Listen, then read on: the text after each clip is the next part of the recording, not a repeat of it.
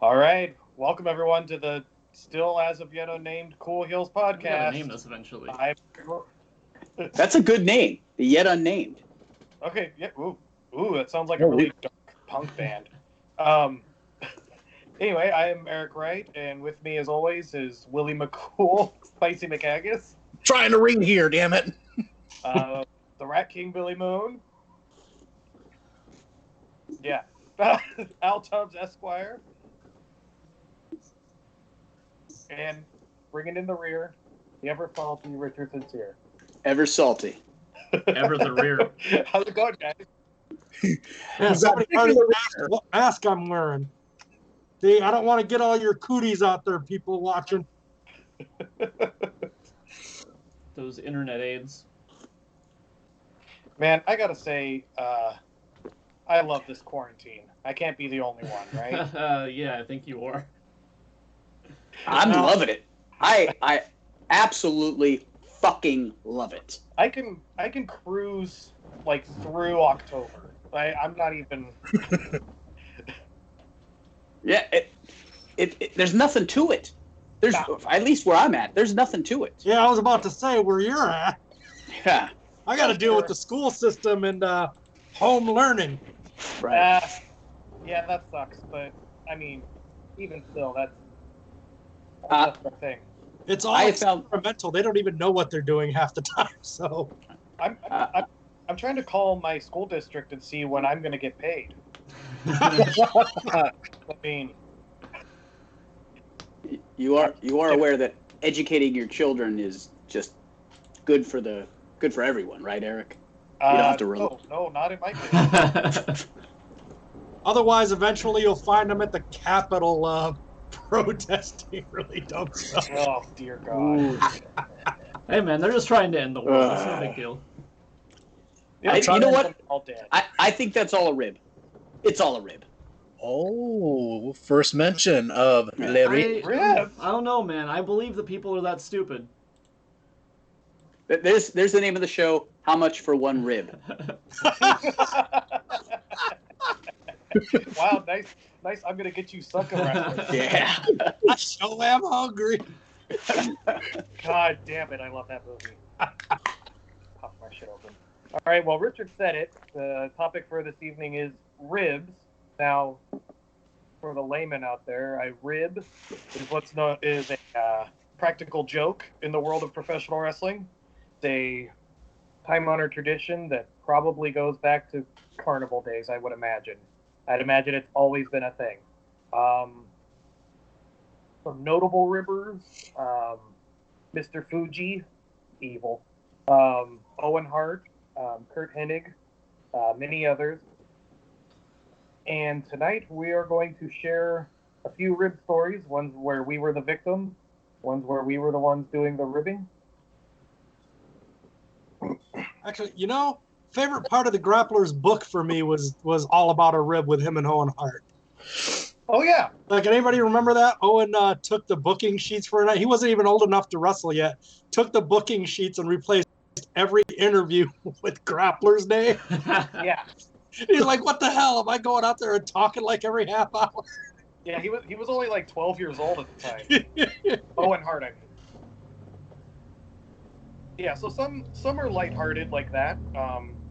Some are mean-spirited, like shitting in someone's bag, or There it is. The old Kelly.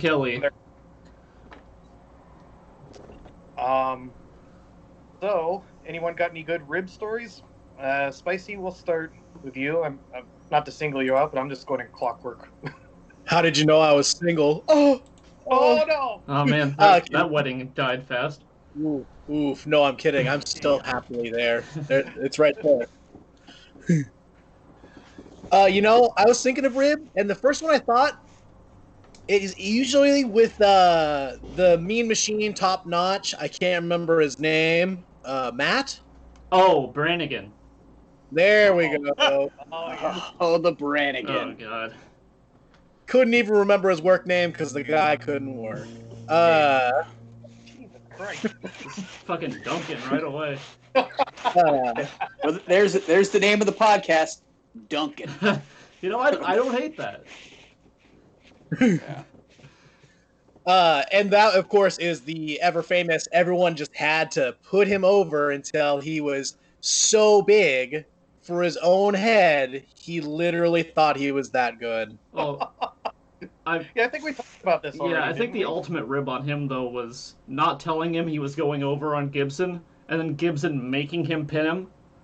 Yeah. And then we all the baby faces run out with the fucking old WC Legacy title and give it to him, and he just something clicks in his head where he's like, "What's going on?" To It's like the WrestleMania moment with the streamers and all the babies put them up on their He accepted shoulders. that way too fast, actually. I'd be looking around like, "What the fuck is going on?" Somebody's talking to me, Yeah, but he I just went, "Okay." He put in his time. That was his. It was his turn to be champ. Yes. Call me suspicious, but I would know there's a rib. Like, it's like, you guys don't all like me. Come on. Oh fuck! I just remembered one while I was talking about that, and I fucking forgot it. Oh no, I got it. Oh, Okay, okay. so I don't think any. Oh, I think only Tubbs is around for this. Maybe Richard was. No, it was just me, Tubbs, and. So I don't want to out Steve for. That's a story about a different time. Oh no! So, Is that considered a rib? no. Was I No, ribbing this him? is just related. Okay. So our friend Steve really doesn't like hip hop. I'll just say that. I like how you called him friend. Our coworker, associate, guy we train with, Steve, really doesn't like hip hop, and he went on a colorful rant about hip hop with Richard. And then 2 or 3 months later, we're working up in Bremerton, and Steve has the bright idea to ask me to pick his entrance music for him. Oh. So I was like, Oh. "Okay, man, don't worry, I got you." And I just walked up to the sound guy. I'm like, "Hey, do you have "Fuck the Police" by NWA?" So sure enough, he goes out for his match. He has no idea what the song is, but it kicks in. He gets like 3 steps out the curtain. He's looking around like, "Fuck you." That one's one of my favorites. That's okay. He had the charisma to cover for it. Yeah, easily. I am deceased. Oh, good lord. Oh, all right. We moving on, Tubbs? Well, I'm not the biggest rib guy. I mean, not doing stuff to people. Usually, I just make jokes and stuff. But there was a new guy at the WC school. I don't know if I need to give names or not, but he was a real self-conscious guy. And this was literally the first time he was ever on a show. He wasn't wrestling. He wasn't even close to being ready for a match, but he was out there, a part of something. I don't even remember what it was. But once he was done, I'm one of the first people he saw when he got back behind the curtain. And so he's like, "Did you see what was going on? What do you think, Tubbs? What do you think?" And it's like my brain flipped a switch. And I just went, "Oh, dude, what were you trying to do?" And he started to stammer and stuff. And I'm like, "Crap, man, Baden's going to be all over you." Now, I didn't realize how self-conscious he was yet, because I had only met him a couple times. I didn't realize for like the next half hour he was falling all over himself. Oh, dude, no, it wasn't Baden. It was Eric. You told him that Eric was really mad at him for something, or maybe that was maybe that was Ricky. Oh my god, I remember this. Like one of us had to go up to Eric and be like, "Hey man, just pretend you're really mad at this dude." I don't remember that part, so maybe hey. it was Ricky who told him that. It was just 2 separate occasions. Yeah. No, I remember this now. I don't remember the kid, but I remember the rib. That's It was Riley. I was just like, "Oh yeah." Oh. right. It was Riley. I was just like, Oh. "Oh, dude." What is Riley's name now? What Frankie name is he? Yeah. Frankie Dove Pet Detective. Yeah. Pet detective. Have you seen his ring gear? Yeah. If he doesn't have a pet with him, I'm He mad. doesn't. He doesn't. We just call him the Pet Detective because of how he dresses. I thought he was trying to do more like Magnum PI or something like that. Oh, right. Now that you there. say it, I Yeah. can kind of see it.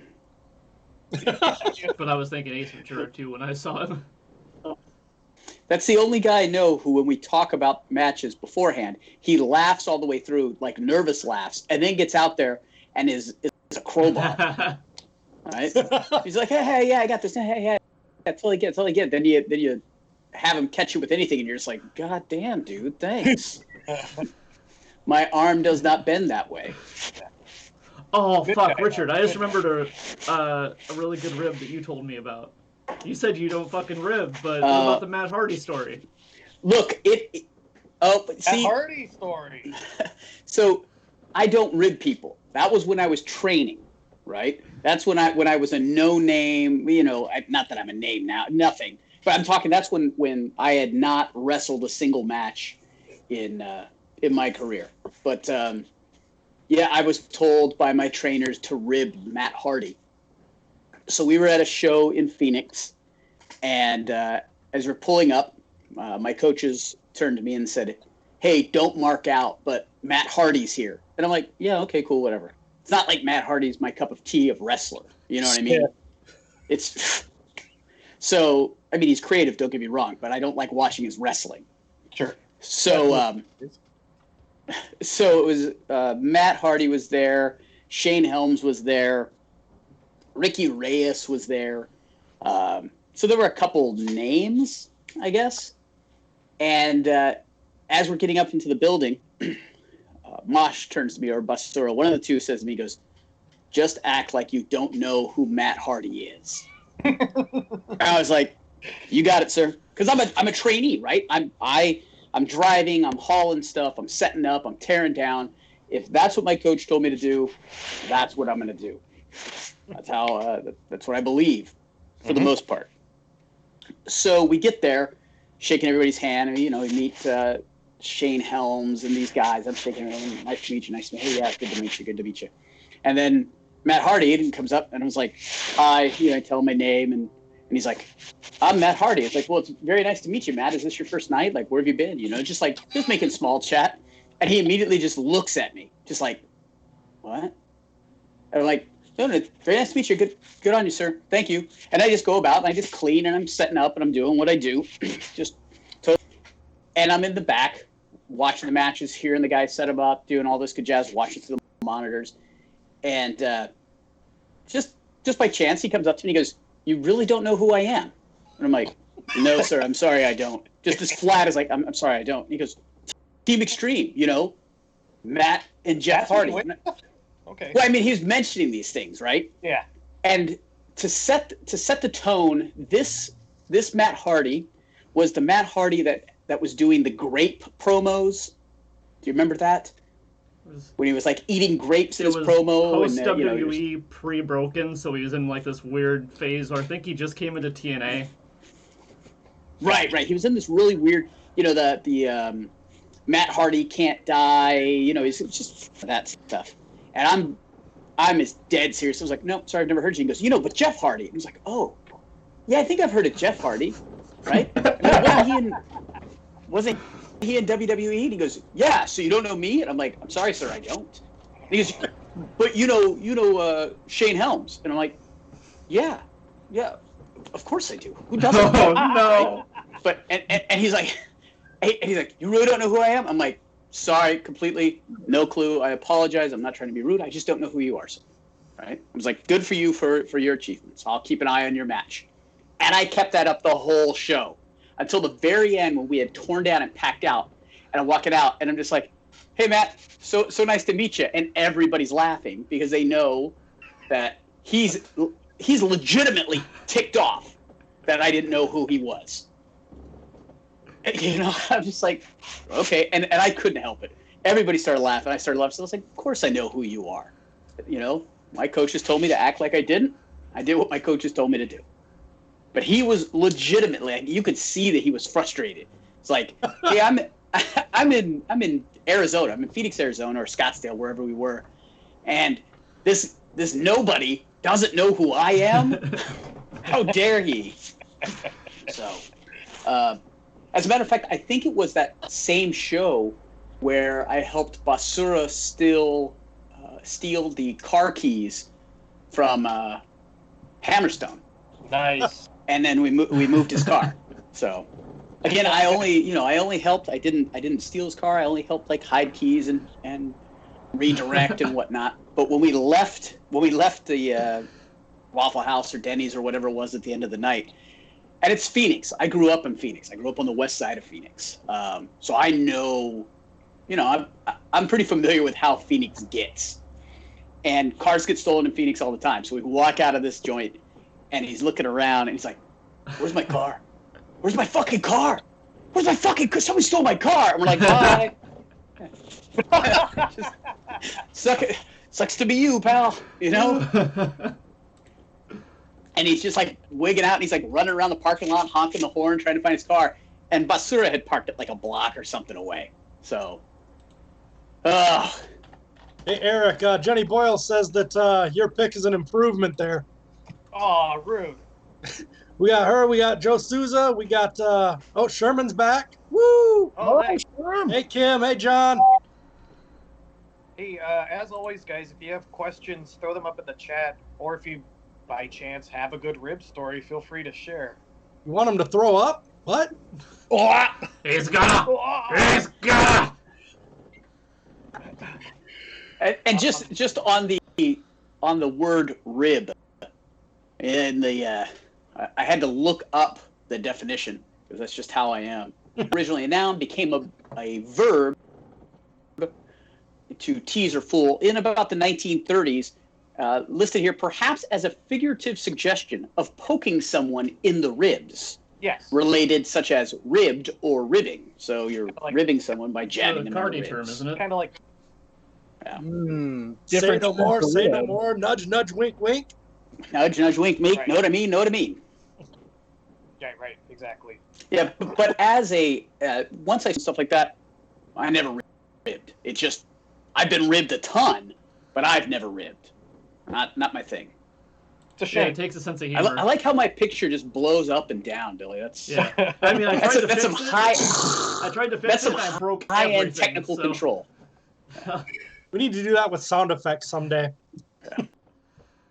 I will eventually dedicate a whole day to fix that issue, but for now, it's just going to be something that I fix on the fly. All right. Hey, Brian. It's exciting.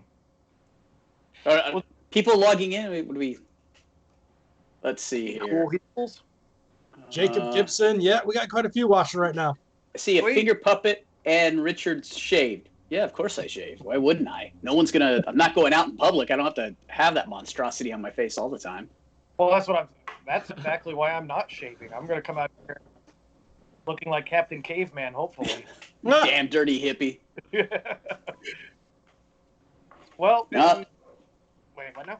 What about you, Eric? Oh, well, I'm kind of in the opposite camp of Richard. I love to rib. I'm not Mr. Fuji feeding a guy a cat, or, anything brutal or mean or anything, but I do love to rib guys in the back. I think it's the tension, Like especially with nervous greenhorns, you rib them a little bit, just get them to kind of chill. Chill. But one that I was thinking of off the top of my head was when Richard and I were in a program with Alexander Hammerstone that was leading to a hair versus hair match, and so we were doing some television to build toward it. And one of the things we were doing was after one of our matches, we grabbed one of the students at the time who was playing a security guard. We grabbed him and pulled him into the ring, beat the shit out of him, whatever. And then we took an electric shaver and, just took a couple swipes at his head, shaving his head, to fuck with him, kind of planting the seed for the story going forward, right? So anyway, after that, we get in the back, and the kid had agreed to get his head shaved, beforehand, obviously. He's like, yeah, just when we get into the back, just go ahead and shave it all the way if you would. And I was like, oh, okay, sure, whatever. And my little cordless electric shaver I was using to just kind of finish shaving his head. And so what I did is kind of shaved it into like a really bad like bald cul-de-sac, sort of like Sherman Hemsley, from Like a horseshoe, right? yeah, like a horseshoe. And then I started fucking with the switch, like flicking it off and on, like like fuck, dude. I don't know what's wrong with this thing. I think the battery's dying. And it just left him with a shaved horseshoe, which would have been a great rib. I was very proud of it, but unfortunately, someone else had an electric shaver on hand in case I forgot mine. So he eventually didn't have to go too far with his head being Yeah. shaved. But I remember being there and being like, you can't do that to him, Eric. That's just not appropriate. That's not something you do. Right? And you're just like, and you were giving me that wink, wink, nudge, nudge, and I was like, what? You're like, I totally didn't get it. I was like, you can't do this to this guy. Come on. You know, that was almost me. That's not They pitched me for that spot Yeah. to get my head shaved and beat up on TV. At the time, my hair was like down to here, and I was like, nah, dude, I don't want to be on TV that bad. Fuck that. right. Yeah, that's funny. The other one that I was saying that popped into my head before we did this was one that I'm victim of, and the reason why I feel like it's okay to rib again, like that shaving a guy's head, that's nothing. Hair will grow back, it's not, didn't hurt a guy. But I can appreciate being ribbed just as much. And you motherfuckers, not spicy, but the rest of you are part of the rib. And so I guess we got to go back a little bit to Malcolm Flex, for whatever reason, started calling me his vet, Bad. which is like a reference to the NXT like Big Brother program, whatever they have going on. So anyway, so that's embarrassing enough, right?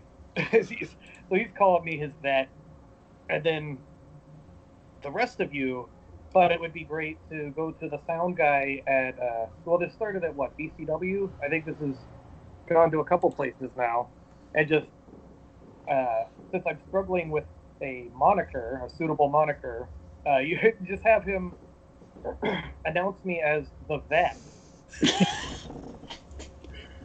And of course, and the sound guy, I love Matt. He's a good dude. I don't even know if he's aware it's a rib. I just so, oh sure, I'll call him the vet. G-Shot knows, of course, and he's going along with it. But, yeah, so that's every time I go out and I hear the vet, it's okay. Yeah, you guys got it. The first time was the best because you didn't even hear it.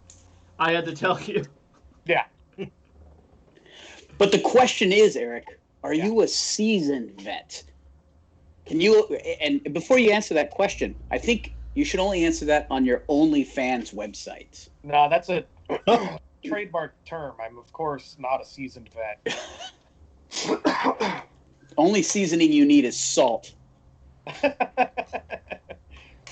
Seasoned and salty. Here we go. That's it. Oh, there's the tag name right there. Seasoned and salty. Shit, that's not bad, actually. Just two S's. That's all we Okay, need. never mind. That's not so good. Yeah, think about it. I mean, you can get away with it if they're not Are we like doing sharp this? angled S's, I think. Oh yeah, let's not do that. No, they would be the S's like you drew in 8th grade, which kind of look like a chain. Hell yeah, dude! With the 6 dashes, Dude. and then you connect them. Yeah, and then you put some lightning Ugh. around the edges. Yeah. Damn it, there it is. Ooh. Seasoned I was and about salty. to say somebody's gonna steal that, and now I know that nobody's gonna steal that.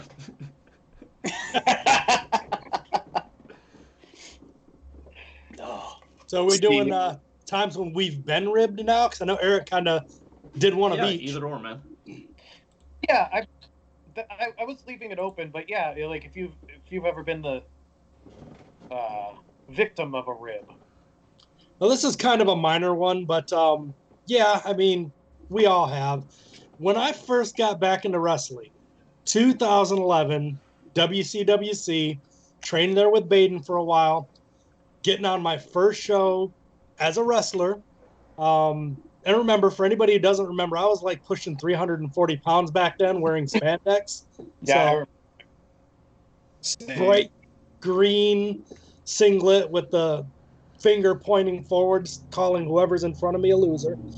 And I'm getting ready for that first match back. Nervous, you know. I'm older, but I'm nervous. And Doc Cleaver comes up behind me, and he's the only other guy that at the time he was wearing green. Yeah. And you know, he introduced himself, and I knew who he was. I had seen him, but I hadn't been backstage yet, so I really had never said anything. And so I'm like, "Hey, man, it's glad to meet you." And he goes, "Why are you wearing green?" And of course, Doc's like this to me. And at the time, he had some muscles. I mean, he was a big guy. And I thought for like an hour that I mean, I was just like, oh crap, is this a thing? Is this like his gimmick? Is it, do I need to figure out what I'm doing next? And I asked him later, and he just big, huge laugh and said, no, man, no, I don't give a shit. I'm just, but it was my first match back. I'm just like, oh no, I think I did something wrong. Ever since I heard that story the first time, when I started wearing those green pinstripe tights, I'd always go up to Doc and be like, hey man, you gotta change. The first time he gave me that Doc look like the what? And now he just fucking I don't even know if he remembers that because it's such a small little thing. I don't know. But I do. Sure. Yeah, that's fun. Oh, we got Jakari on here and YT Jones. Hey, Mr. Thousandaire. hey, Atari, how the hell are you? What? hey YT, get us all booked in Alaska. How about that, bud? We're not paying for flights, but we'll wrestle. When are their shows again? Oh, I mean, What was it that I saw? You pop that up real quick, Billy. Oh, Can yeah. you bring the what's it say here? So Jenny Brian Lee pulled a rib on. Well, my stepdaughter offered her mom some water, but I was thirsty and said I would drink it, and it was warm salt water, very salty. Yeah, that was salt. Sure. Sure. And then Jenny mentions seasoned, salt, and spicy for a 3-man tag. I mean, Everything's better in a 3-way. So I mean, And then Brian asks something. I sorry. missed it. All good. No, it's fine. It says, "Hey, Cool Heels, did you guys see my Facebook post from a few days ago?" Let me tell you this, Brian.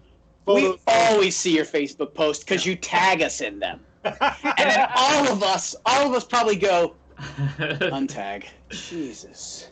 I'm willing to bet. You really I'm need willing a to new bet. photo with me there, Brian, because that one's like 6 years old. And I like the fact that I was tagged in it, and yet there was not a single picture of me in it, but they had 2 pictures of Eric, which is,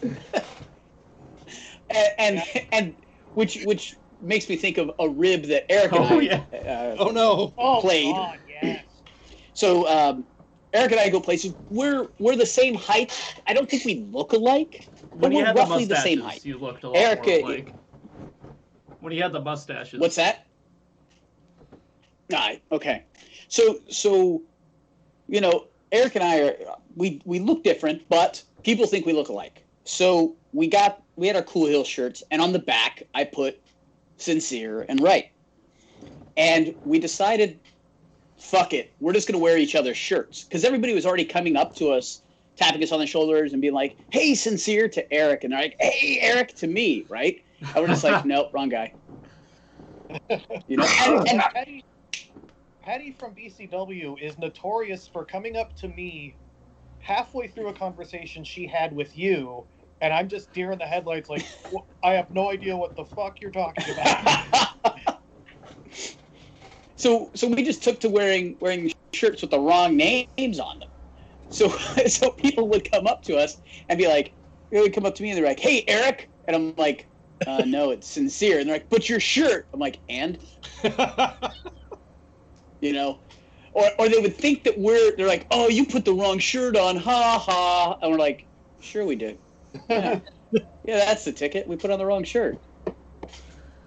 Yeah, it kind of plays into that Eric WRIGHT that Right. has plagued my entire wrestling career. Right. Richard Sinclair.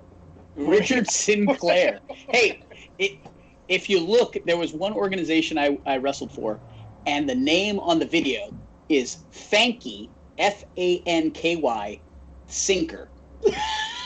Wow. Nice. And I'm like, where did you get that from? And when I was working up, I was doing the gigs in Tacoma. Henry Miller would always call me Sinclair. He had some other weird pronunciation of Sincere. And then the camera guy on WC called me Dick Sinker. Yeah. I'm like, The greatest porno name ever. Yeah, absolutely. yes. Used to go that route. Look, the name is a pun, right? The name itself is a pun. I like weird humor. So Richard Sincere is sincerely a dick. Right? It's Yes. Oh, I've got a good one. I've got one that everybody in here will enjoy at least. So, for a long time, That's all. Eddie and I would rib Ricky about being a fat piece of shit. Yes. And one day we got together and I was like, "Look, dude, just distract Ricky long enough for me to get into his bag, and I'm just gonna put a bra in there and take his tights away." So he goes into his bag, trying to change. He's like, "Who the fuck put a bra in my bag?" I'm like, "Oh, dude, it's just for your double D's." This straight face. Oh, And you know he's you wouldn't think it because of how butthurt he got at our promo, but he can take a joke pretty well. You call him fat, he'll lose his fucking mind. I've never had him almost punch me so many times for calling him fat. Me too. some men are just sensitive about those kind of things, Billy. Like one of the last times I even talked to him on a road trip, like the last road trip we went on, it was like maybe 3 a.m. Probably not the best time to test him. But I just walked up to him, I started flicking at his fucking man tit, and I was like, "Hey man, you getting gyno? Is that gyno?" And he's straight face, just looking at his head, and he's just like, "Billy, I'm going to punch you so hard in the face right now." some people just don't like it. I mean, if anybody suggests that I'm carrying any kind of extra weight, I'm going off. Yeah, the very idea. Eddie's such a dick too. He's always making the jokes about me being fat too. Like, I'm not a body guy, but I try. And then every time I see him, I'm getting dressed. He's like, "Oh, dude, did your gym close?" I'm sorry to hear that. It's fine, dude. Next time I see him, I'll get a fucking Sharpie and try to connect all the dots on his back. Oh, man. Come on. This isn't stiff radio. Jeez. The Cool Heels stiffen and forgetting. Dude! You'd have to go by your alter name, Dick Sinister. Dick Sinister. At least with Eddie, like, it's playful when I fuck with him. With Ricky, it's all just vile, and I hate him. So... Oh. Yeah, I can't. As far as like ribbing people, I think the worst that I do to guys is I'll put them in a weird hole that they don't know, and then just tell them, "Hey, figure it out, man. Come on, just figure it out. You got this. Just figure it out." That's not all I do. You know, not a whole lot to it. I've been ribbed though. I guarantee you that Master Sin Bodhi was a rib. Oh my god. I've never heard so many BS spots laid out and called before in my life. Where I'm just like, what the hell are we doing?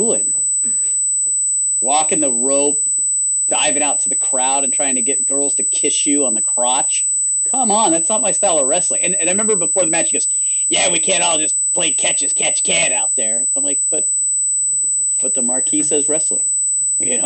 As just stoic as I can. It's like, I don't know what else to do. It's not like everybody was doing that. That was kind of your thing on that show. Everybody else was doing their own shit.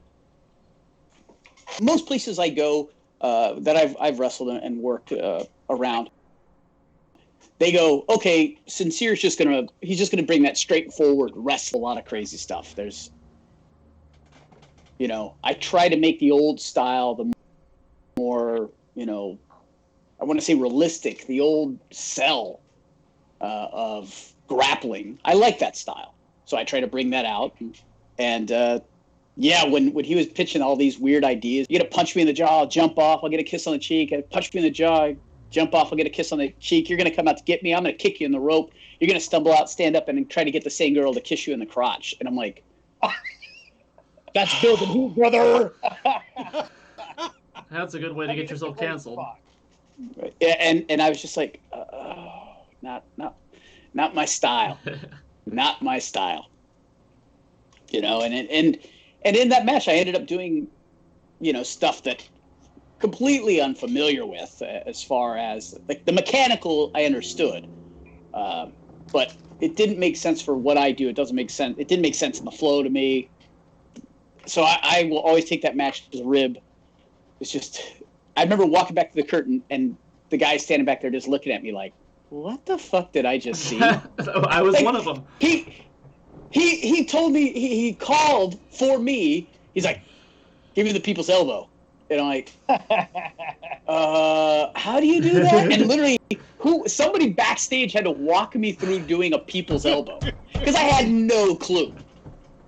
Right? And it's not that I hadn't seen The Rock. It's just that I don't care. It's just not my style. I was like, oh, yeah, he talks good. I don't want to watch his matches. They're boring. They're the same, same continuous, I have these things I have to hit. It's just not my style, right? And so I don't remember if it was Eric or who it was trying to show me the people's elbow.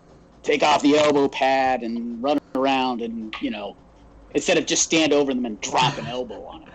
No, you can't do that. Yeah. Yeah, and then walking the top rope.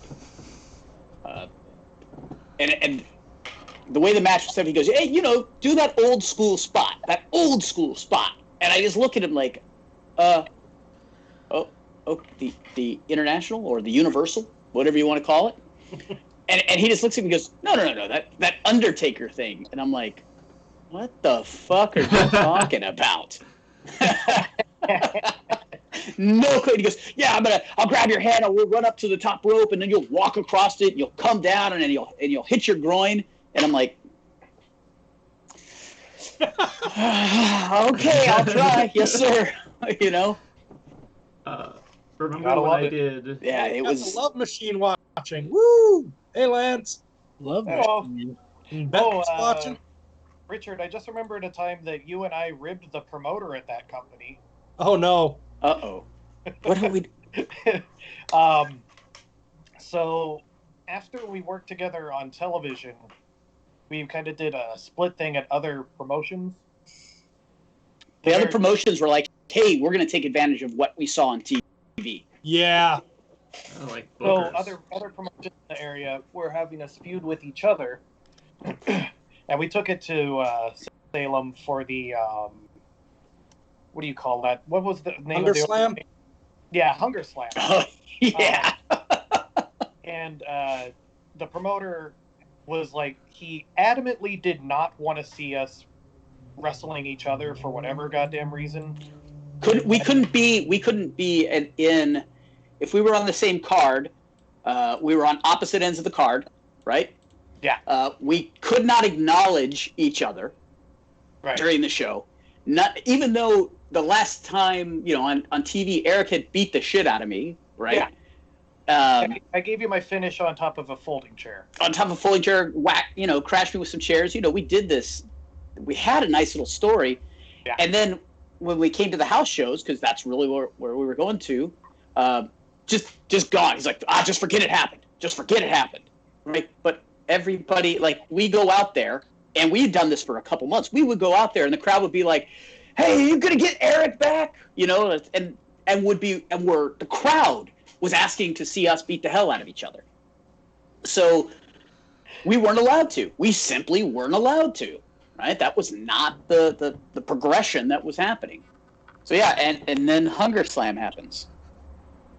So what happened at Hunger Slam? So, you know, Hunger Slam is a 24-hour gimmick, so they need matches. Like, just that's the bottom line, right? So we put down that we were going to be wrestling each other, and the promoter saw that. He's like, absolutely fucking not. Like, this cannot happen, whatever, blah, blah, blah. And I grabbed the promoter, and I was like, hey, just relax. It's okay. Like, it's not going to be what you think it, you know, like, just calm down, guy.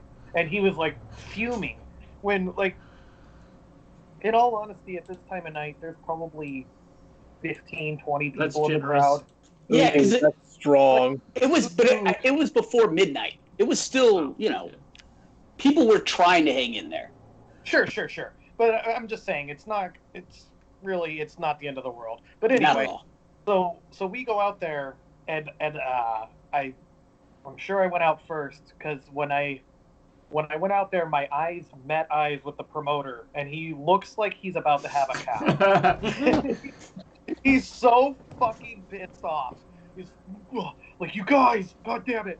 And so Richard comes in, and we square up like we're gonna fucking go. We're all G'd up, and basically we just pulled our own finger poke of doom. I don't remember what exactly we did, but it was basically a finger poke of doom where it's like, boom, down you go, yada yada yada. It's a rib. We're in it together. And and I pressured Richard into it because I just wanted to see the promoter have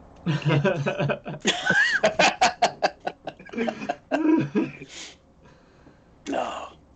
So I saw a question that came up. Jenny asked if any of the fireballs ever went wrong. Yes. Yes. Yes. Which one? There's the one I think on the kid from Colorado. What was his name? Adrian Matthews. Yeah. So up to this point, Eric was throwing these little fireballs, and each, you know, just this little fireball. And hey, hold on, they're not that little. Compared?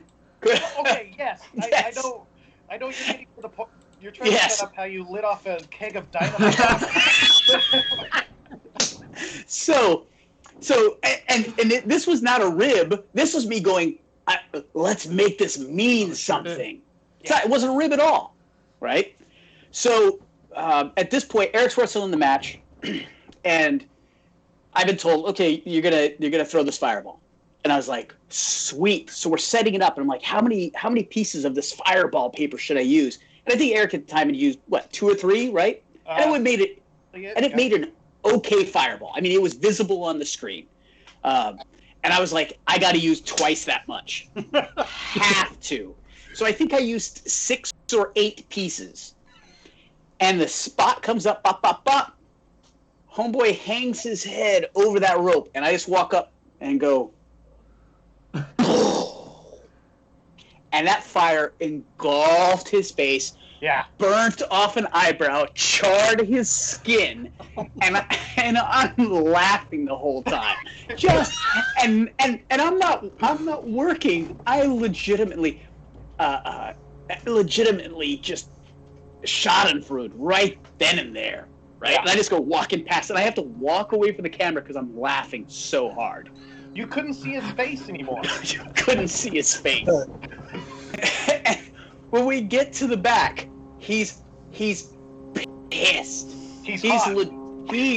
Yeah, literally, legitimately hot, and rightfully so. His face lived in fire for a split second. Yeah, and he comes through, and I can see his eyebrow is gone, and he's like angry, and he squares up with me. And he's like, "You burnt me," and I'm like. I just dead on like this, like, well, you're okay. Calm down. It's like, and he's like legitimately like puffing up on me, and I'm just like, okay, bro, whatever, right? Just totally, and he's like, fuck you, Sincere, and walks off. I was like, hey man, we had to make it look good for TV, you know? There's some pain in art, right? Yeah, I don't want to hear any complaints from Adrian Matthews about anybody hurting him ever. Fuck that guy. I think the reason why we wanted it so big, I think we were going into a program, right? Yeah. Right. We were really starting a program that we were trying to disfigure people, because it was at this point where it was like, I don't care anymore. Let's just disfigure. Let's find somebody to work a program with. Well, because I remember. I don't know if it was the same taping or close taping, but I did the same to the kid out of Suede, where I did the same to Suede. Where I came walking up the rack to him, and he's like talking shit to me. I'm like, hey, by the way, poof, huge fireball right in his face. Right. It's like, hey, we got to make it look good. It's art. Do you smell like seasoning? Right? So the thing. Yeah. But I think if I remember correctly, the program was with Adrian. Did you go into a program with him? I don't. It ended up not being much of anything, but I think that was the idea. And then I remember, so we did that, and then we were going into the back to talk with the agents and everything going forward. And I remember we were in there with D'Lo Brown, and setting up the return match, right? And, right. And we're setting it up.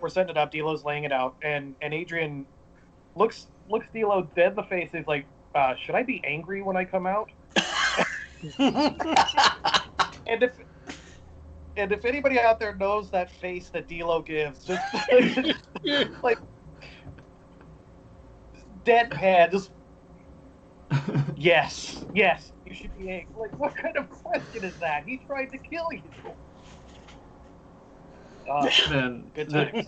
the definition of slumming it is D'Lo at WCWC. He could not have cared less. I mean, hey, absolutely, me too. For like the little shit I got to do with him, I was just like,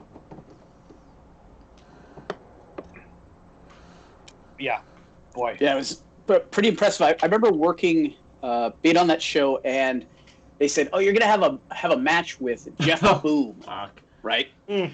And they told me like a month before. Oh, and next month we're going to put you on there. You're going to have a match with Jeff Boom. So kind of think about what you can do. Watch his matches. And Baden's coming to me, and he's like, just watch his matches. Probably watch this one. You know, because he had worked at WC before, and they're like, yeah, we need a guy roughly his size who can get in there and bop around with him. And I'm like, sweet. You know, because Jeff isn't super tall. He's a broad guy, but he's not very tall. And since I'm roughly his size, he can look massively bigger compared to me, right? We're the same height, but he's much wider than I am. And so I'm thinking, it's like, oh, man, watched a couple of his matches, like, oh, the guy can move around. He can definitely get knocked around really well, and he likes to throw real solid shots. It's like, this is a perfect opportunity to work on that, more of that shoot Japanese style, right? More that the predecessor to MMA style that we saw in Japanese wrestling in the 90s and whatnot. And I was just like, yeah, that's perfect. I can throw some kicks. I can throw some strikes. I throw some suplexes. I'll do some really quick leg takedowns and stuff like that. So I started to put some ideas together of what we could do. and I started haranguing him. I was like, hey, man, what do you want to do? Like, let's work and because I really want to have a good match. I was super excited for it because I'm just like, I get to work a guy who's going to be able to get bopped around. It'll be fine. And the day of the show the match comes up, and Baden's like, go talk to D'Lo to get the final. I was like, cool. Go up to D'Lo, and I was like, hey, what do you want? Right? Like, we got this worked out. And he goes, yeah, you're going to get beat up. And I was like, oh, no offense at all? And he's like, not a one, not a single piece of offense. And I was like, oh, cool. How do you want me to act? And he's like, yeah, you got to be a little chicken shitty, try to do something, but just get beat up all the time. And I was like, oh, cool. You got it. Yes, sir. Not a problem at all. So I go out there. We go out to the ring, and I remember I turned to Eric as I'm getting in. I was like, hey, watch this, right? Like I'm literally about to be a clown because that's how they wanted that match. They wanted me to get knocked around. So we start that match, and immediately I lock it with him. I was like, hey man, just knock me around, I'll be fine. Throws me back in the corner, and at one point we do this in and out of the ring run bullshit, and I get in before him, and all I'm thinking is D'Lo. D'Lo's like, no offense. And yet, Boom slides in and feeds his back to me. And I'm like, well, club, right? I got to do something because I don't want to look, like an absolute idiot more than I already am. And then he gets up, whacks me a couple times. He's like, no offense. And he starts shooting me off the ropes, clotheslines the bejeebus out of me, gives me 3 spine busters in a row. And each one was getting, like, the first one I went up.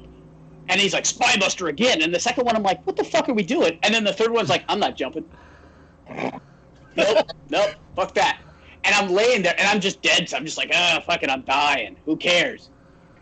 We get in the back, and he's like, you made me look like an asshole. And I was like, dude, it was all offense. You squashed me. What was I supposed to do? I cowered, and I got beat up. Cool. Your fantasies are lived. Enjoy. What do you want me to tell you? And I remember it was actually Hammerstone was sitting there, and he's like, 3 spine busters in a row is fucked up, right?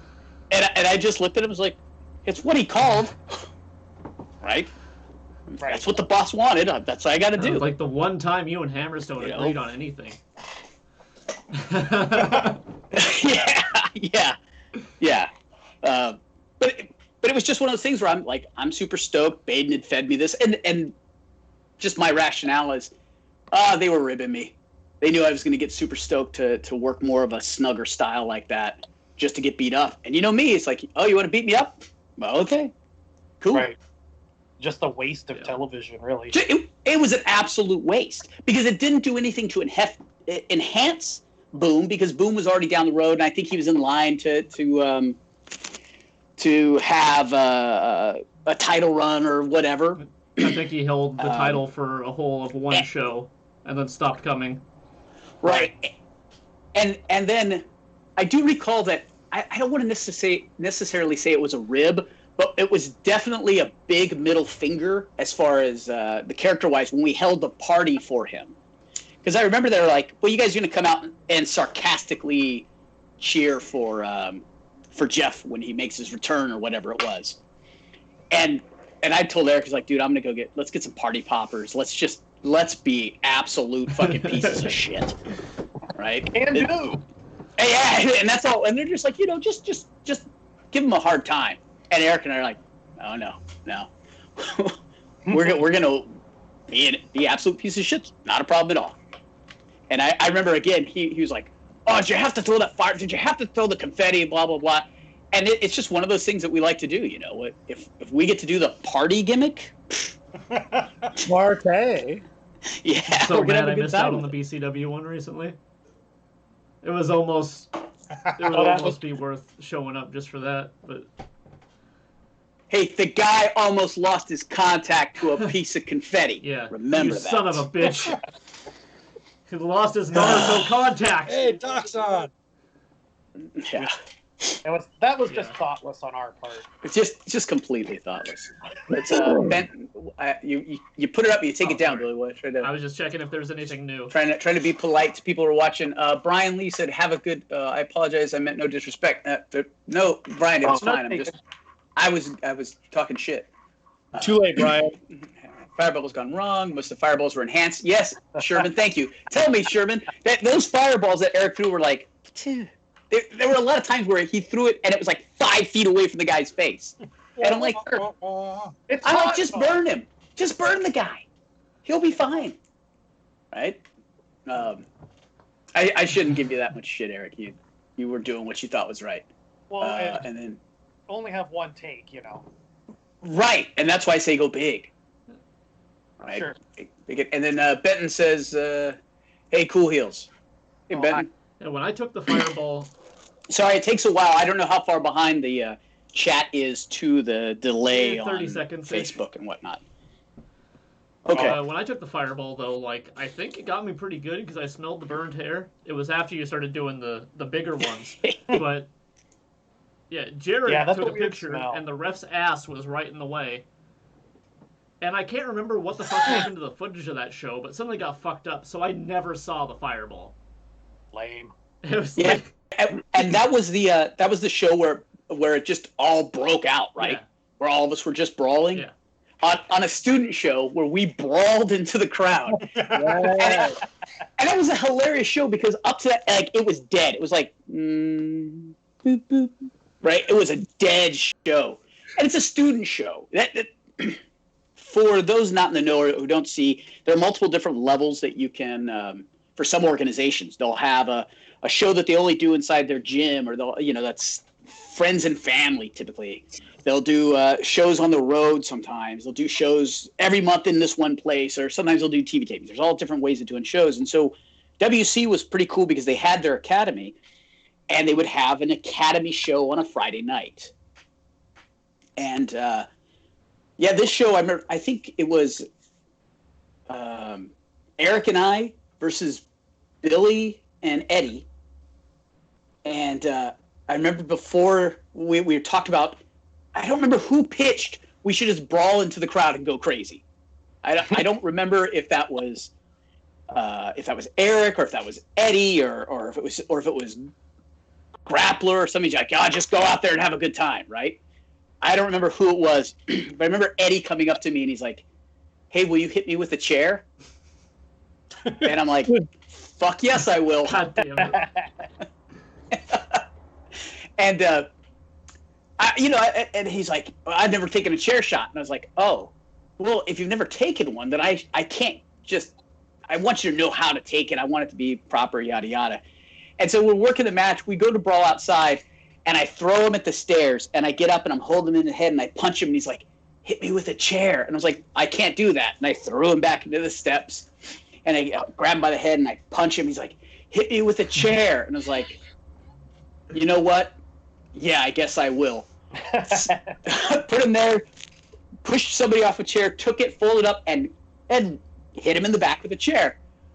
And we got to the back, he goes, "That wasn't so bad," and he had 2 purple lines across his back. Because if you're not used to it, right? It's you got to hit square, you got to do so much for it.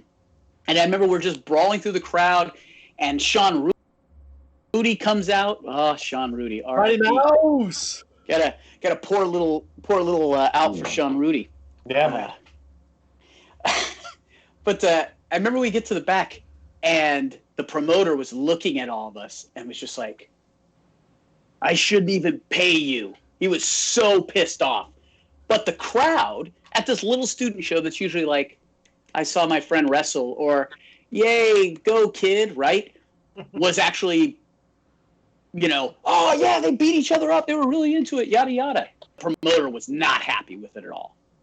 Someone could have got hurt. This isn't right. Blah, blah. That was a good wrestling, yada yada yada.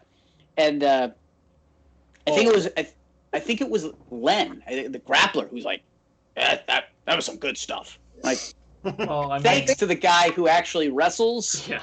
Right. Fucking Manny wouldn't know good wrestling if it ended up on his fucking couch. Which it often does. No, that's not good wrestling. Good night, everybody. Oh. I couldn't resist. Yeah. Jakari That was wants to a know lot what for me. inspired the fireball for Cool Heels. We weren't Cool Heels at the time. Oh, you should have listened Cool last Heels, week, yeah. jerk. That's all Eric. No, it's not me. I got D'Lo Brown he gave it to me. It was just he came up in Memphis. I'm a big Memphis mark. He was just like, "Hey, we want to make you the fucking hottest heel in the company." Pardon the pun. He's like, "Hey, surefire way to do that." Sorry again for the He was pun. fucking knocking out of the park. Yeah. So no, that was all D'Lo. I just went along. Did it ever occur Yeah. to you two that you were 2 dudes with mustaches throwing fireballs? Nope. That could have been a rib in itself. Yeah. I thought there was a lot of potential that the crowd really hated us, right? Yeah. And there was talks of, oh, you guys will work as a tag team, you'll do this, Heard you'll that do that, before. yada yada yada. Yeah, and when promoters and their bookers disagree, the guy with the money gets the final say. So That's wrong. I ended up at a bar once, a few times. Oh, Cool. all right, psycho. Yeah, that's a hell of a rib. What do you? Yeah, it's like, hey, see that guy over there? See that guy over there drinking a Dos Equis? Prank you. Yeah. Got him. That's like a classic Richard rib. Oh, that's Yeah, funny. that deserves its own episode. Just the Richard Sincere origin story. Tell however many stories you can without getting fucking thrown in prison.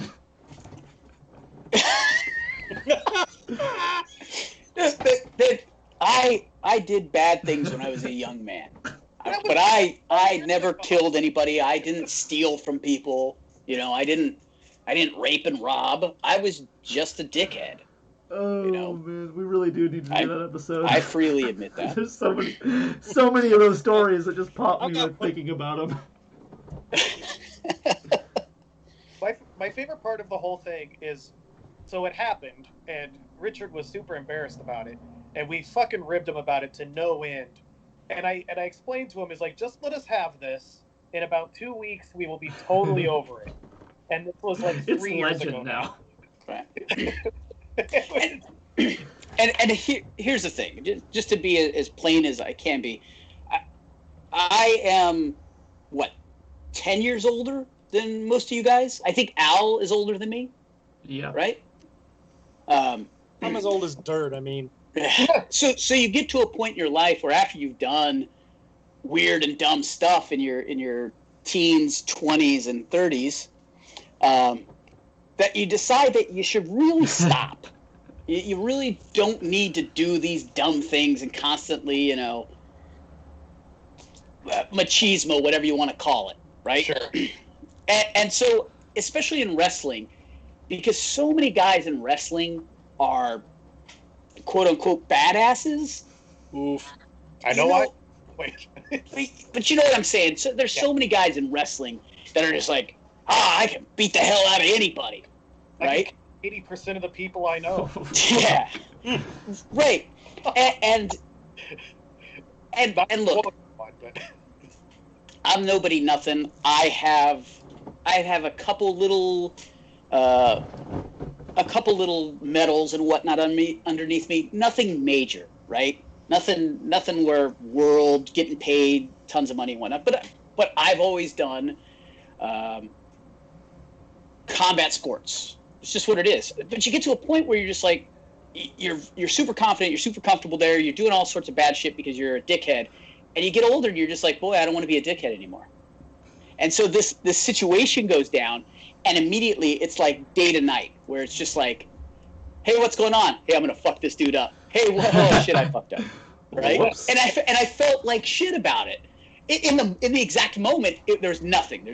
For whoever was there, right, and saw it. It was literally no emotion at all. It was literally just Man, response. it was so fast, we didn't even know what the fuck happened. It was like a lightning bolt. Right. I saw you hike up the Yeah, dickies, and and so it's that just- guy's on the ground, and I'm like, fuck. Yeah. You just pull up them dickies, and I wear dickies because they've got a nice stretch crotch. Sure. Right? They're comfortable to wear. You can throw face kicks in them. I bet. You know. So yeah. Oh no. Oh no.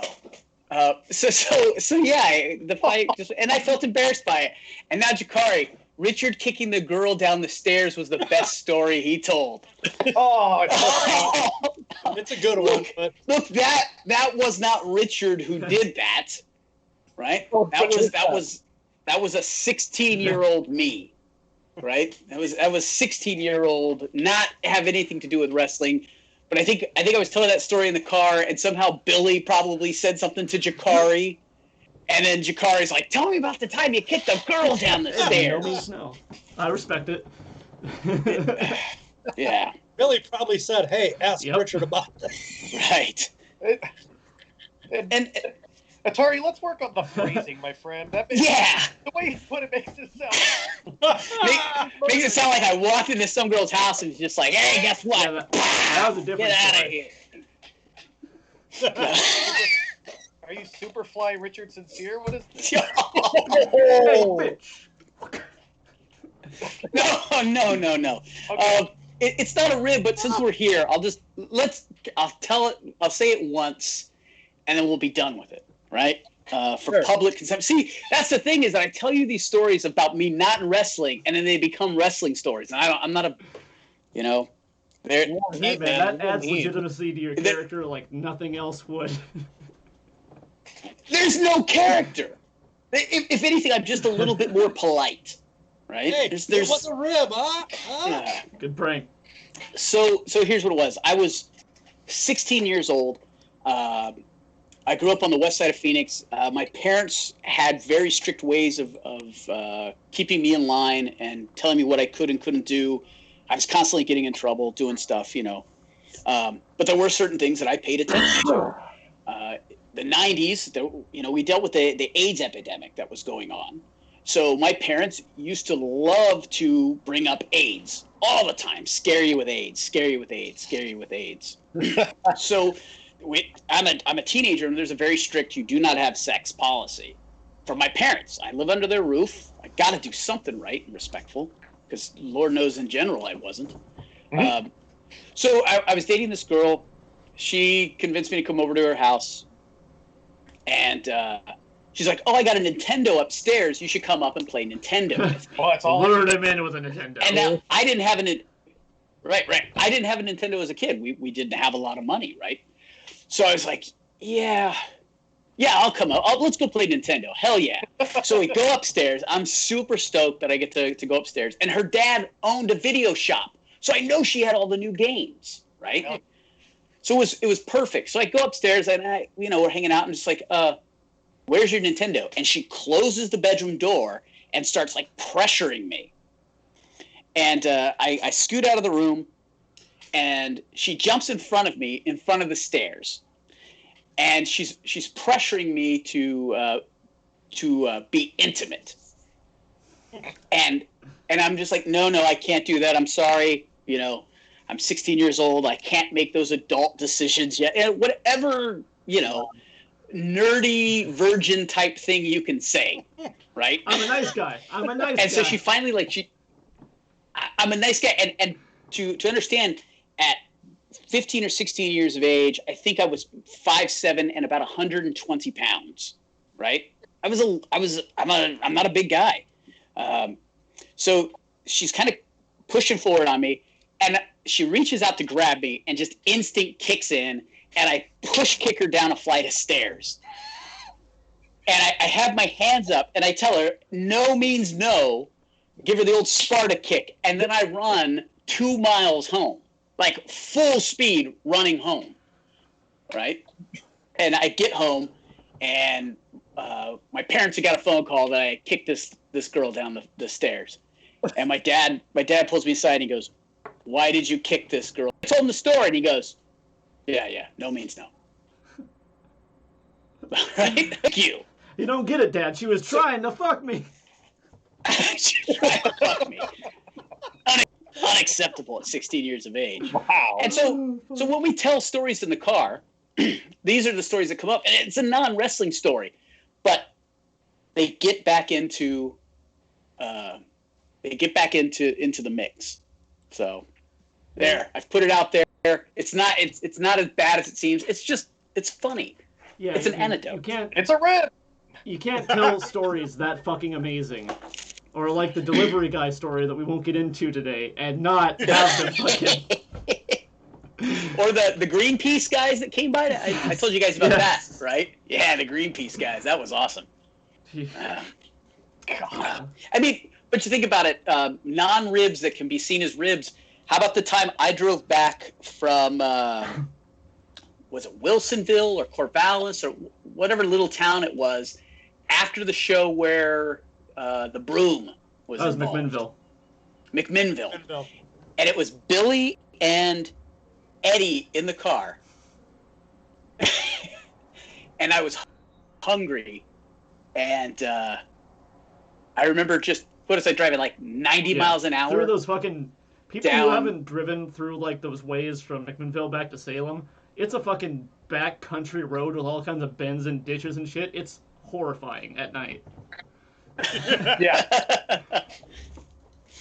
And so I'm just hauling ass down these roads, flicking on and off the lights, listening to just the most aggressive, like, gotta get food music. I can Lil Whitey and all sorts of stuff, you know, just going off.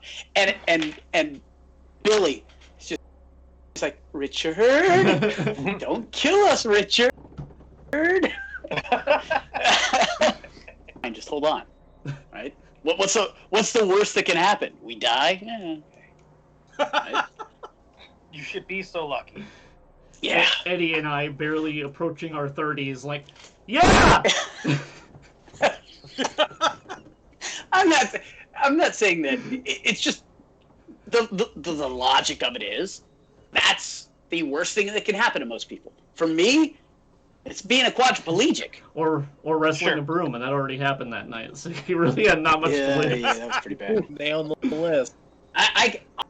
I'll tell you this though, that broom has outworked some people that I've Yeah, wrestled. same. So, Some of the people in that match. Yeah, oh, I can name one. Yeah. that match Oh, was a absolutely. rib.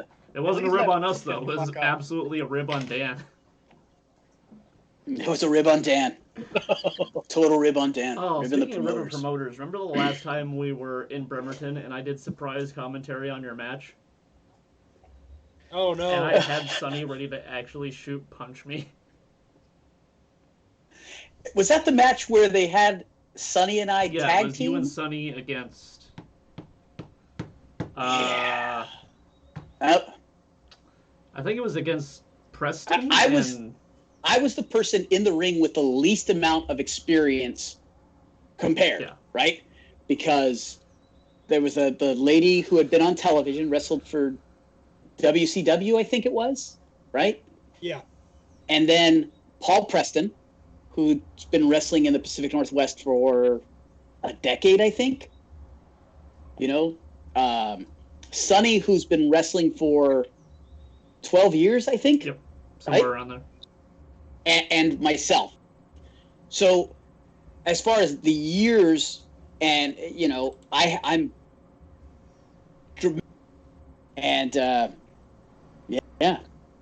If you ever see the match, it speaks for itself. I don't know what that, you know, what else to tell you. It was just a match, and Billy's on commentary, just going off. What did Yes, Eric Malia. say? Malia, Yeah, yes, I think that was her name. Maiden Yeah. just clued us in. Yeah. Yeah. So if you go Oh. back and you And Anthony too. Oh, Speaking of ribs, just to hop in, that's where we came. That was the genesis of the vet card. Oh, yeah! yeah Well, still hasn't been made, but yeah. yeah the vet card promo is coming. Yeah, it's gonna be a good one. But there's two lines in there. One that almost got me probably blacklisted from wrestling forever, and the other that had Sonny ready to punch me in the face after the show. So the first one, I think Richard got Preston into a crossface, and like I'm rolling on commentary, like everybody's laughing. I'm like I'm getting egged on in the worst possible way, and when that happens, I lose all control. I turn into an absolute fucking clown. So I see a crossface. First thing I think, make a Benoit joke. Oh. And I forgot on that show that Kevin fucking Sullivan is in the back. yeah. As I recall, I turned Yeah. and gave you a I look got- that time. I got halfway through Like, the Benoit Jesus, joke, and I was man. like, "Good!" Like, I pulled the mic away from my mouth and looked around like, God, I hope he didn't hear that. You could say you left the joke He hanging. didn't. I don't know I'm if sure he was he even there at didn't. that point anymore. And the No, I'm saying even if he was there, No. he wouldn't have heard it. Right. Dude, that guy, he he was would've perma-stoned heard it at those echo. shows. I was gonna say he Yeah. might have been present, but he wasn't there. Yeah, yes. You know. But The line that almost got Sunny to kill me, shoot, and I thought it was a joke at first, but I guess it really did piss her off. I had to go apologize. Was so Paul Preston comes out to "Fat Bottom Girls" by Queen. So Paul goes over, he's celebrating and shit, and as Sunny's walking away from the match, I'm on commentary. I'm like, "Fat Bottom Girls" was originally written by Freddie Mercury when he met a young Sunny Days in the '80s.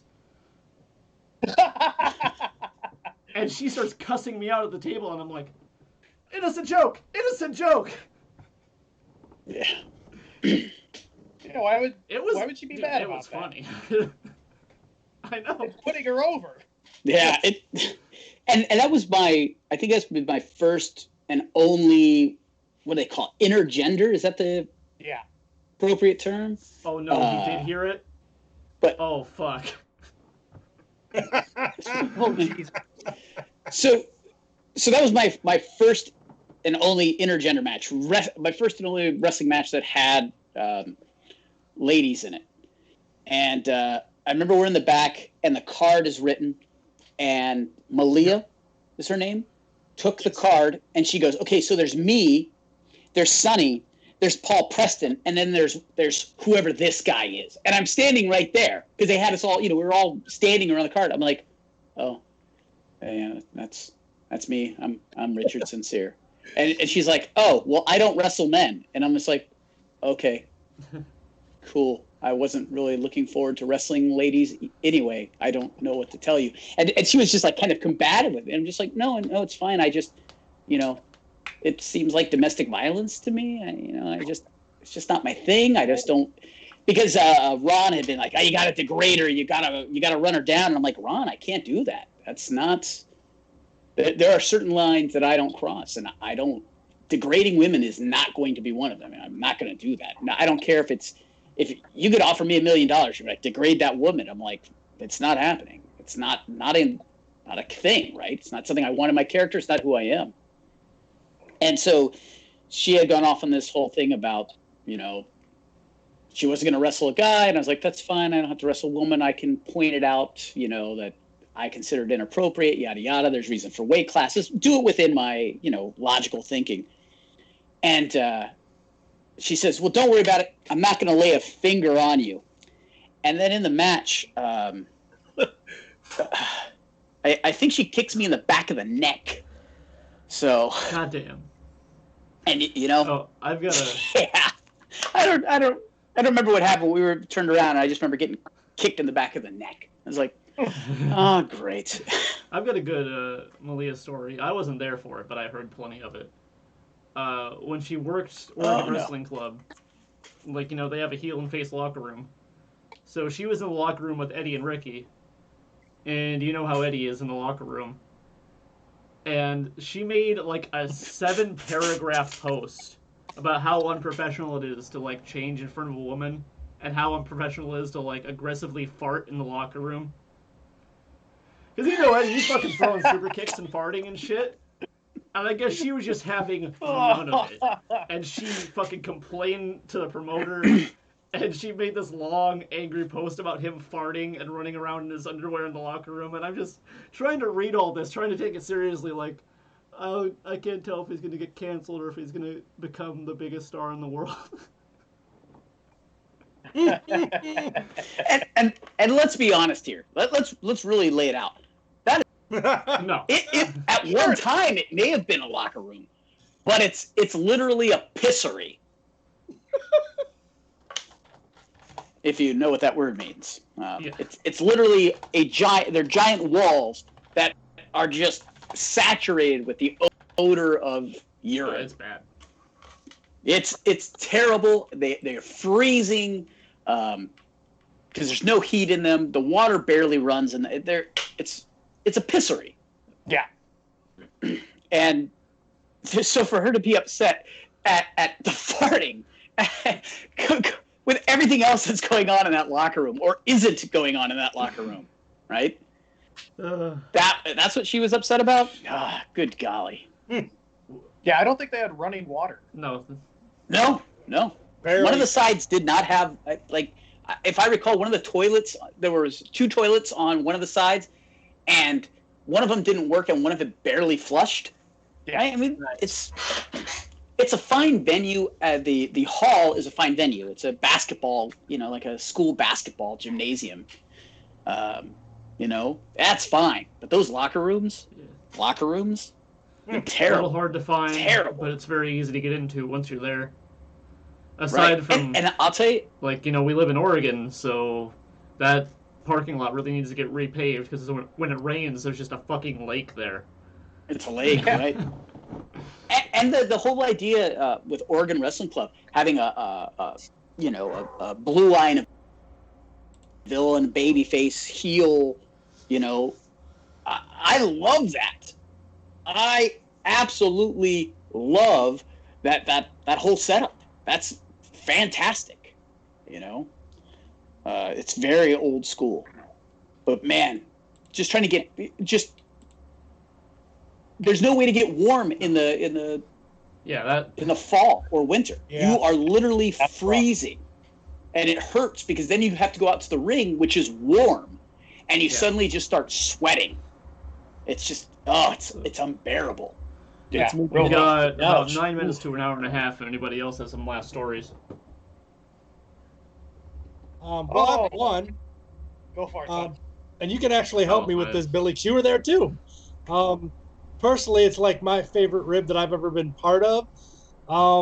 Let's see, that was the big No, the four-way four- match, yes? The four-way Four match, I tag think, was teams. the street fight, wasn't it? No, this was the first time Yeah. we won the tag titles. It was us versus Northwest Express. Okay. So yeah, it was DOA. It was 4 Minutes of Heat versus Northwest Threat, and it was like you and Other Eddie, Eddie. and not Ricky, but other three.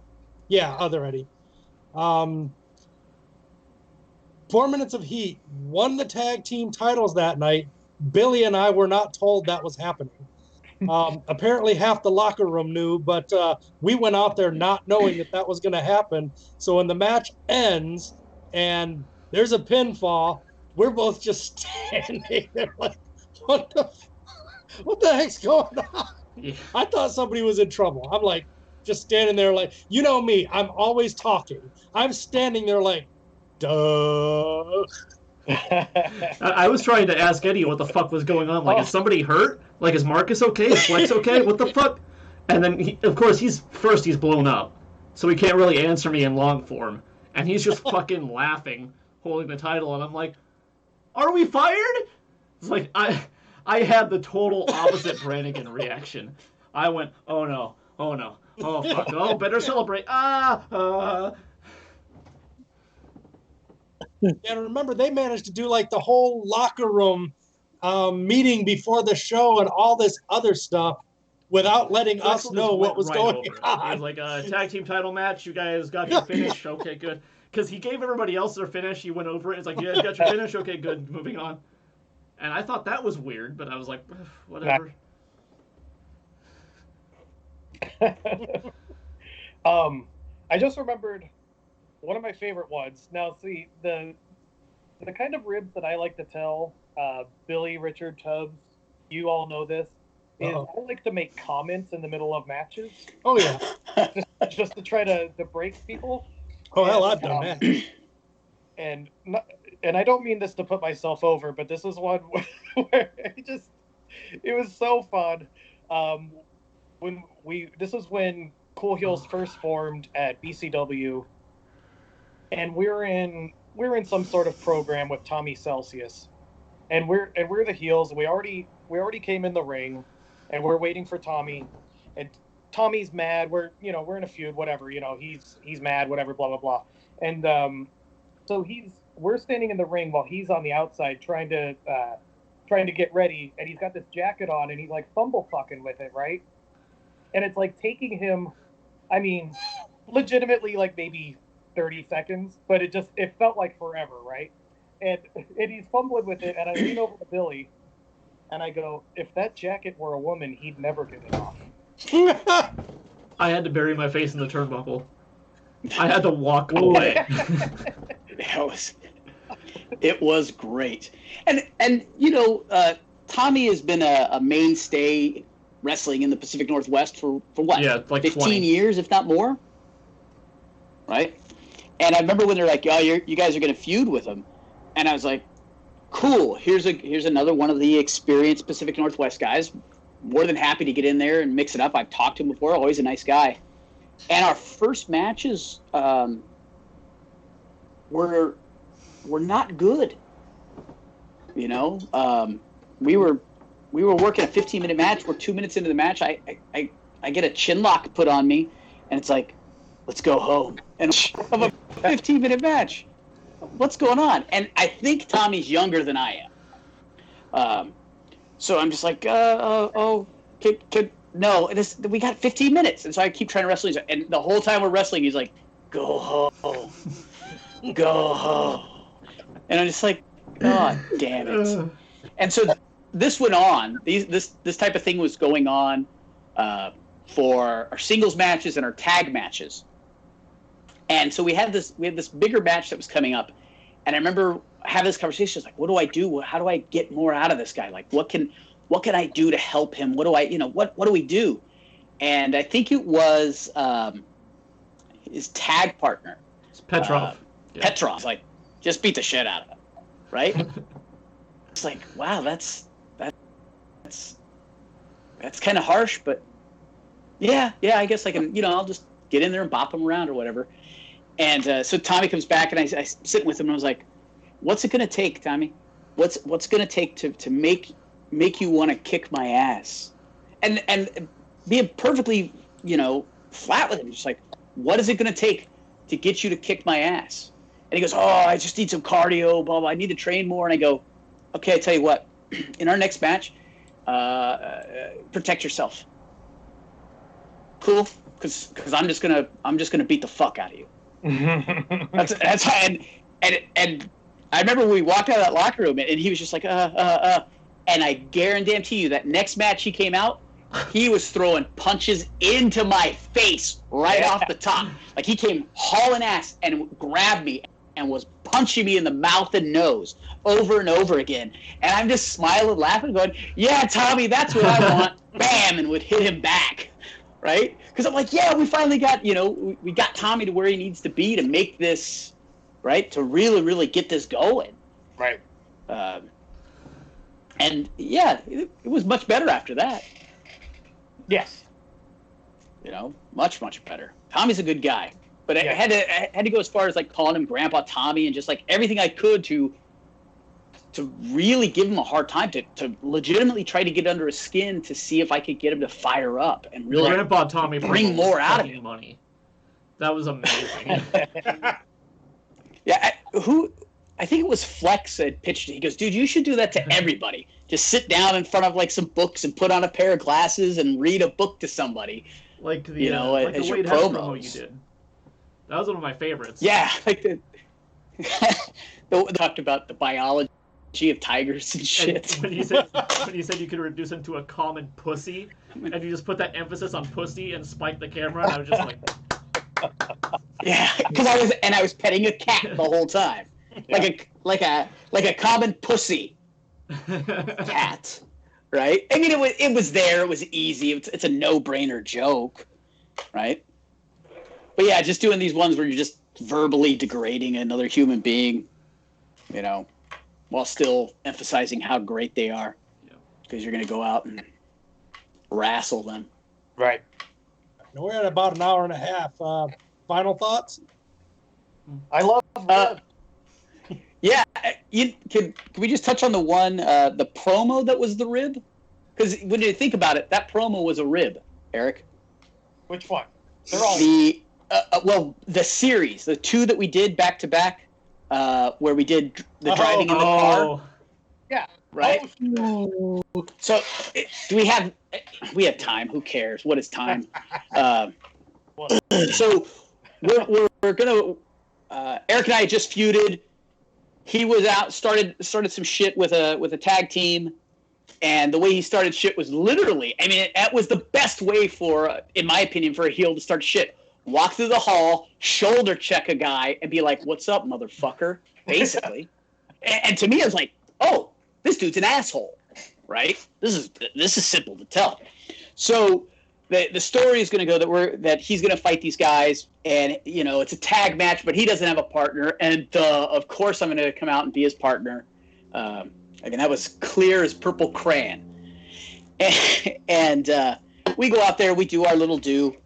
I liked wrestling those guys. Those guys were fun. Yeah.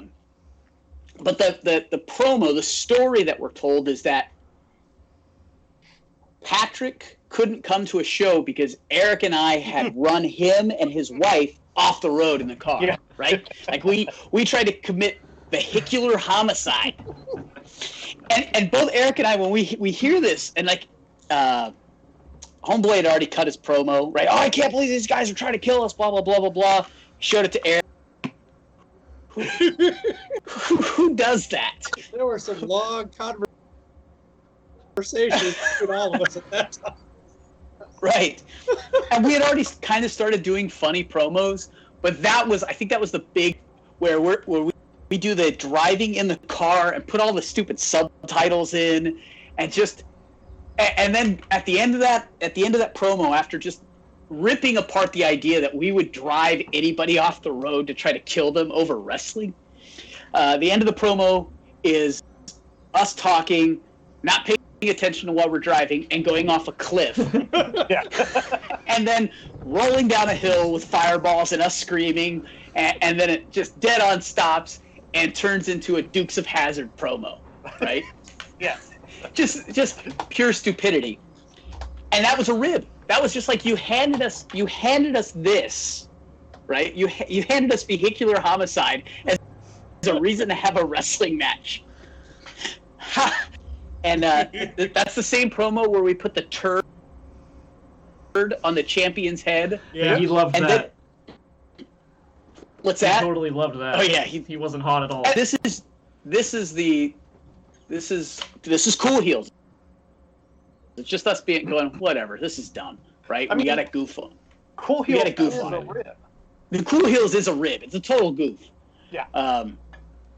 And it's literally packaging, all this wrapping and packaging on the same plain brown box, Right. right? Because you open it up and you're like, wait a second, these guys are actually wrestling. They're doing stuff. Wait a second. They're not just doing comedy. But we did that second set of promos where it was like we start by playing video games and then we go off into La La Land and whatnot.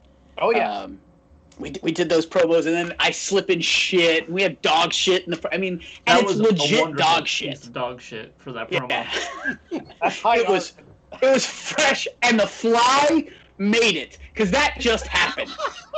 Like I remember I'm down on my hands and knees, hovering over a piece of shit with the camera on, trying to get the sun to look right and the angle to look right, and a fly comes down and lands on that, and I'm just like, oh, I'm gonna use And this. It's always the accidental That's an stuff, allegory for most of the Yeah. matches we've ever had, to be perfectly honest.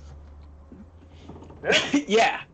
Trying to set something up, something weird happens. and you're I like, was more or less Yeah. talking about hovering that's- over a piece of shit, trying to make it look good, but oh. but both of those promos were ribs. Hell, 4 inches of meat is a rib, Of course, it's a rib. right? It's all a rib. I think I've cut 2 serious promos. All the rest of them have been jokes and have been ribs. That the 4 inches of meat was a 10-hour on the road. 4 inches of meat. when we start making shirts again, just hit us up. Wow. It's I up. remember We'll have thinking 4 inches of promotional meat pic- shirts. That took a lot of photoshopping. But it was a rib. We had a 10-hour drive back from California. The idea got pitched around, and then the next weekend we were shooting it, right? Because we were supposed to work them at we were supposed to wrestle Ricky and Eddie at POW. Yeah. Down in Eugene. And I was like, oh, we should be able to do business down there. This will be great, right? We have complementary and contrasting styles. And the promo was really a rib on how they do so much overly sexual stuff in their matches, right? Falling into each other's asses and 69ing and all. I mean, it's like cool. And not that they're not athletes, not that they can't do stuff, but that's the type of entertainment they want to make. So we're just like, okay, cool. We'll just wrap that up and put everything we know about them, everything we've seen about them, everything they've expressed in wrestling. We'll just put that into a promo. And lo and behold, we had Vicky Gibson and Ebby Pearl. And when we went to, we didn't have our match. I don't think they were in the match, but they didn't wrestle. Right. Because the match got turned suddenly into an 8-man tag match. You know, for a gimmick So- that's all about being laughed at, they sure as fuck can't take a joke.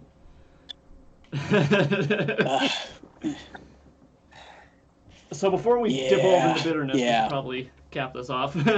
Yes. Oh, I actually got one more rib. all fun and games. I convinced these 4 marks to do a podcast with me. Wait a minute. What are you talking about? Wait, this sounds Yeah, vaguely you know. familiar. Do I know these guys? Got him. Any more comments? Were there any more questions? Doc said it was a great rib, but some people didn't think so. Wonder who those people were. Which rib? The 4 inches Which of each the? Oh yeah, Oh, yeah. Some people didn't think so. Yeah. I don't know. That could go for half of them. We That's said, true. man. Yeah.